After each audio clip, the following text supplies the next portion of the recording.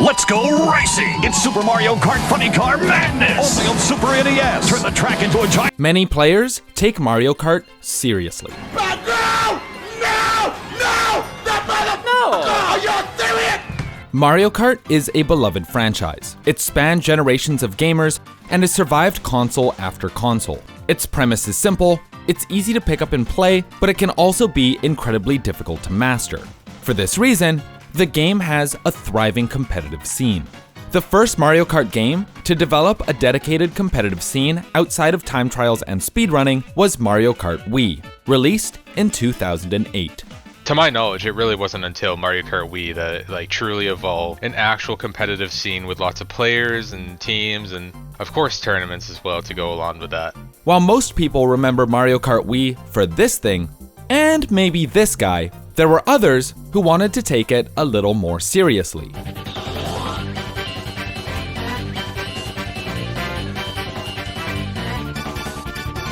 For many, once you started getting good at Mario Kart, it was tempting to see how you stacked up against other good players. So, once you proved that you're the best out of all your friends, it was time to take your game online. But there were some racers who seemed a cut above. They took the perfect line around every corner, they snaked through traffic like Max Verstappen, and they would win almost every single race. When you opened up the game's leaderboard, you would see these players' names, and many of them had something in common. These clan tags denoted who you were, what team you represented, and were a source of immense pride. Often, people would Google the best players' usernames and discover YouTube channels, forum posts, a world of Mario Kart they hadn't even imagined. Conversations about the community and the games were held on one platform. MarioKartWii.com was the place to talk about Mario Kart. You could discuss tech, set up clan wars, add people to your friend roster, and more. The most serious players put their skills to the test in the World Clan League, the largest Mario Kart tournament of the time. And into Mario Kart 7, MarioKartWii.com was the place to be. And while fervor for Mario Kart Wii remained strong, when the newest iteration of the game, Mario Kart 8, was announced for the Wii U, everyone was excited. Oh my god, they're making the ultimate MK game. This looks so good. Oh.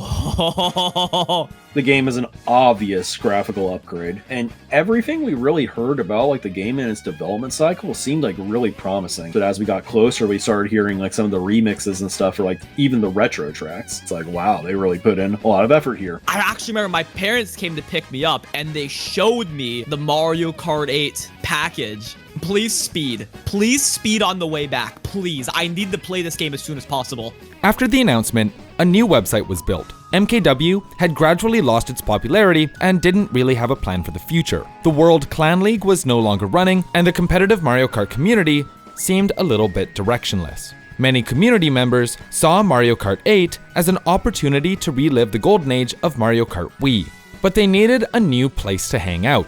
So, MKBoards.com was created, which was meant to usher in the next era of competitive Mario Kart. With the new site came new features and more tournaments than ever, alongside a plan to create a spiritual successor for the World Clan League that would later go on to be known as Mario Kart Universal, or MKU for short. Now, the stage was set, so how did the game do? Once players got their hands on Mario Kart 8, they started discovering that the driving in the game was top-notch, due in part to the game's many advanced techniques. The first major piece of tech to be discovered was called fire hopping. After you got your orange boost, when you released it, if you started hopping back and forth, it would kind of maintain the boost and push you further ahead. And then you add in like demon sliding, as we called it, just being able to carry on the momentum from fire hopping, like once the boosts are actually out. By the end of it, inward drifting bikes were just completely obsolete in Mario Kart 8 competitive play. They couldn't fire hop and demon slide. It really did come down to like fire hopping and demon sliding on every track and trying to find a way to really add those precisely to each track and optimize them. In short, there were tons of advanced techniques that made every curve of the track feel more important than the last. For time trialers, Mario Kart 8 was paradise. But unfortunately for the game's competitive scene, the item system was a mess. Unfortunately, as cool as the driving was in Mario Kart 8, like the item system was terrible in so many ways. It was just abhorrent. The item system no longer was based on position, but it was based on distance behind first place. And you could easily like manipulate it as well. You could pull a lightning bolt in 4th place if first place was too far ahead. You could pull triple red shells in 2nd place. It was that broken. Because they introduced coins back into the game, and there was only one item at a time, so you could just keep pulling coin after coin after coin, and 2nd place could just get like triple reds. Mario Kart 8, I think, was a great game, but it had a lot of problems that I don't think people realized until Mario Kart 8 Deluxe came out. While Mario Kart 8 was generally a good game, it had some things working against it. Despite being the top-selling game on the Wii U, the competitive player base was a lot smaller than the community had hoped, which wasn't necessarily due to the game itself, but the fact that the Wii U just didn't sell very well. Mario Kart 8's complexity and driving were beloved by many of its players, but that complex driving also created a high barrier for entry. Often, when faced with a more experienced opponent, new players got overwhelmed, watching them slide and bounce around the course, and wondering if they'd ever actually be able to close the skill gap. It wasn't all bad though. Believe it or not, the Wii U had a built-in feature for finding future Mario Kart 8 prodigies. This feature, you may recognize it, was called Miiverse, Nintendo's former attempt at creating a social media platform. I would avidly use Miiverse, where I would usually post, time trials and other random nonsense. I did end up speaking to a few people in that time. We actually ended up creating like our own little Miiverse clan. None of us had Skype or any ways to communicate outside of Miiverse. So it was kind of just like making the team just to have like a clan tag in your name. Mario Kart 8 was definitely controversial. Some enjoyed it and continued to play throughout the years, but some did go back to Mario Kart Wii as well. Unfortunately, the game didn't quite capture what the community originally envisioned the Mario Kart 8 era to be like, which was frustrating because Mario Kart 8 had so much potential. Maybe though, it just needed a second chance.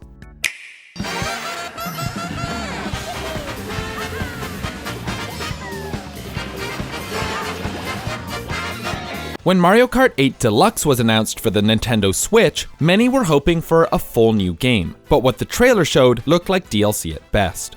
I think when the game was announced, initially it was just kind of like, nah.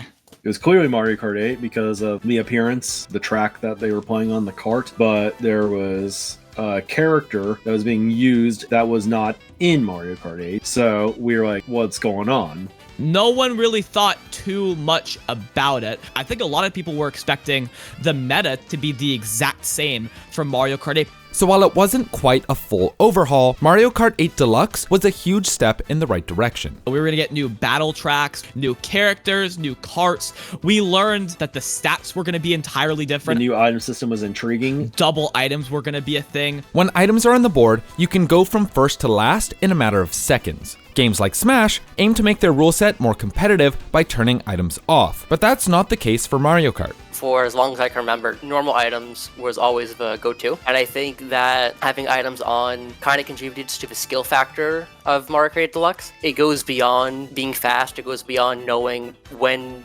to use a mushroom or when to perform a strat. Using items is the other half. You want to make sure that not only fast, but you're strategic in the way you use items. So Mario Kart 8 Deluxe, it goes beyond raw skill, it goes into the strategy, the mind game factor as well, similar to Smash. Even though Mario Kart 8 Deluxe now has the option to turn certain items off, the community still opts to keep them on. What we learned really quickly was that even if you remove an item like a coin, it influences the item distribution really, really heavily. You get rid of a coin, all of a sudden, there's a brand new item system where you can pull a bomb from first set, you can pull a super horn from first set, you can pull triple green shells from first set, you could get 2 blue shells thrown at you at once. It's all over the place. So as a result, even though there may be particular items where the community would want to get rid of them if they could, the item system that comes with removing even just one item, it just isn't worth it.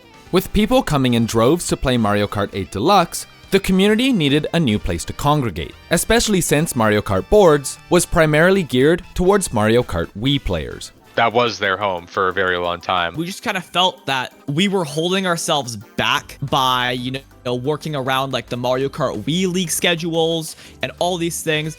So eventually that brought certain people in the Mario Kart 8 community to try to come together, work on creating a new website. So, in August of 2018, a new website was launched, Mario Kart Central. Mario Kart Central is the home of Mario Kart tournaments. Our most prominent server would be the main hub for Mario Kart 8 Deluxe, where every now and then we host weekly events such as tournaments or just one-day FFA events, free-for-all. Some of these events can be 6v6, where 2 teams of 6 players go head-to-head to compete the most points in 12 races. That is our most common format of any team event on Mario Kart Central Online, the 6v6 war. We also have traditional free-for-all events where every man's for himself and you gotta let those red shells fly and shocks go. Mario Kart Central's crown jewel is the Lounge, an automated matchmaking service that matches you with other players of similar skill and tracks your MMR. Mario Kart is seen as a casual game, so naturally Nintendo, apart from the worldwide VR, there's no real competitive ladder. Consider this as like the unofficial ranking system for Mario Kart 8 Deluxe. With so much going for it, Mario Kart Central has since become the de facto place for all things Mario Kart related. We roughly have 35,000 site users, 20,000 Discord members, and if you have a most amount of teams playing at one time, you can see upwards to 1,200 people playing simultaneously in different rooms. Whether you play 150cc, 200cc, Mario Kart Central is the spot. Mario Kart Central was started by a group of dedicated community members to house an ever-increasing number of players joining the community. Typically, a game's first year is when it's most active, but for some strange reason, Mario Kart 8 Deluxe never stopped selling. As it turns out, Mario Kart 8 did have potential all along. What it needed to truly shine was a better platform to play it on. For the first time, the competitive Mario Kart community had all of the elements needed to prosper and succeed. A seemingly endless stream of new players, a game that's simple to pick up but hard to master, and, with Mario Kart Central, an ambitious new website that had a clear direction. Not only did the community soon find themselves in a new golden era, but the tournament numbers would even surpass the heights seen in generations past. The only true concern facing Mario Kart 8 Deluxe's future was how long it would remain popular before the game stopped feeling new. For instance, in the early days of the game, the meta was constantly shifting as players looked for ways to get ahead of the competition, trying out new characters and new kart combinations. Eventually, the theory crafting stopped and the community settled on what many saw as an optimal kart combination. I was the Wario on the racetrack versus the 11 Waluigis. This had the highest balance in terms of speed, acceleration, and mini turbo, similar to Funky Kong, Flame Rider, and Mario Kart Wii. In this game, it's more about your acceleration. That's why characters like Waluigi, Roy, Donkey Kong, characters like that were really popular after a while. And then eventually, most people just naturally shifted to Waluigi because for a reason that people might not expect, and it's literally just because he's the easiest character to kind of see everything around. So like you get to see a lot more of the road and what's going on around you. This was one of the most popular combinations in the game, and with balance patches slowly petering out, it didn't seem like Nintendo would implement any significant changes anytime soon. With the game being out for a couple of years, many were looking forward to a new game coming out, but as Nintendo Direct after Nintendo Direct went by, it felt like Mario Kart had been forgotten.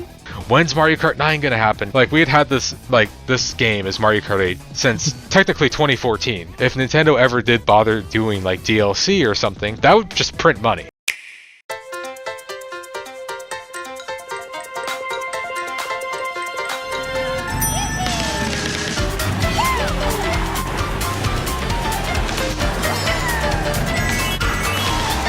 We were just like screaming because we're like, oh my god, that's Sky Garden, that's like completely different and looks like a Mario Kart 8 track now. And we're just like, what?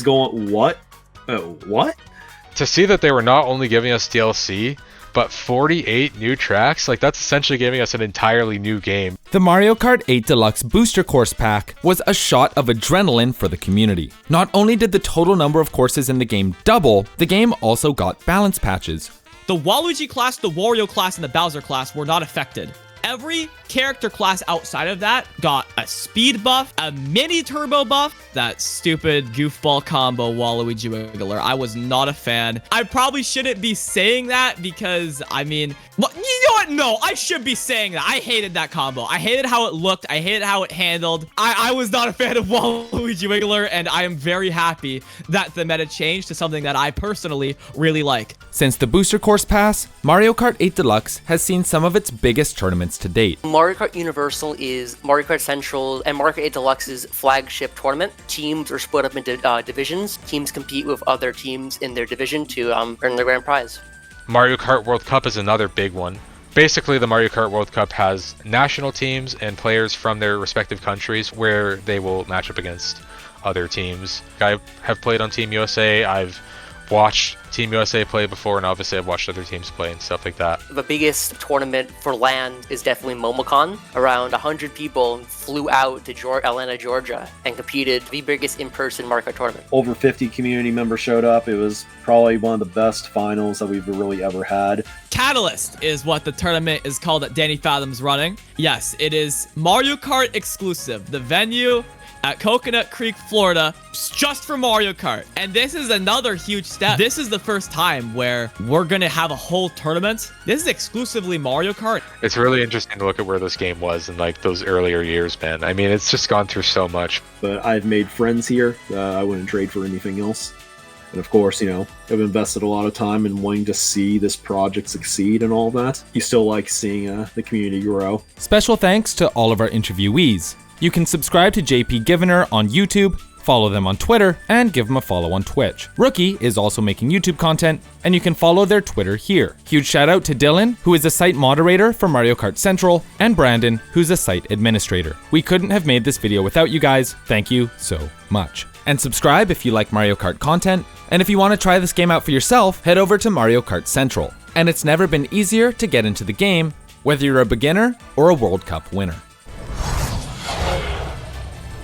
This video is made possible thanks to our wonderful patrons. Massive thank you to everyone on this list, and shout out to B, Pass, Retro, Shampoo, and Yashichi for being Platinum supporters. And an extra special shout out to Cloud and Steph for being our Diamond supporters. Wishing you all the best in 2024. If you want to talk to us, check out our Discord. If you want to support our channel and get info on unreleased videos, check out our Patreon. If you want to help us out in a different way, leaving a like, subscribing, and hitting the bell to stay up to date is also appreciated. My name is Jonah. Thanks for watching.